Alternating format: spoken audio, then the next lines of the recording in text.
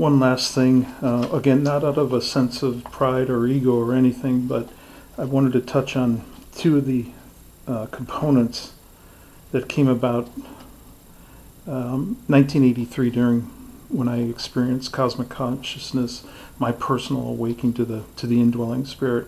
I was at the time picked up a book and opened it at random, not this particular book, but it was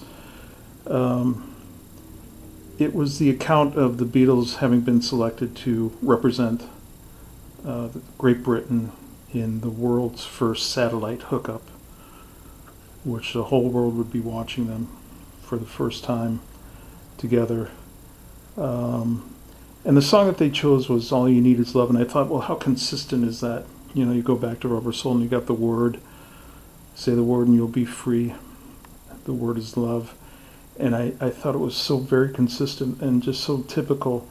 And then I thought about what power they had, for no poet, priest, or politician in all the land before or since has had the influence over their audience that they did, and the power. And then I thought about the old saying, power corrupts, and absolute power corrupts absolutely. And I thought they were incorruptible. And at that instant, with that word, I awoke, driven to my feet, not knowing what was happening, and I awoke to the immortal spirit within, and it was joined by an image of the laughing Christ, which I was very familiar with, having read the Gnostic Gospels. And that being said, I am going to wrap up with this. We are definitely being made new again. This is literal. And the incorruptible one has returned as promised.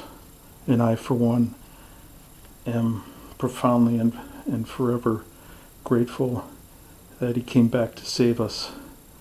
And we'll go forward forever in peace and in enlightenment and creating good things for each other, all under the law of love.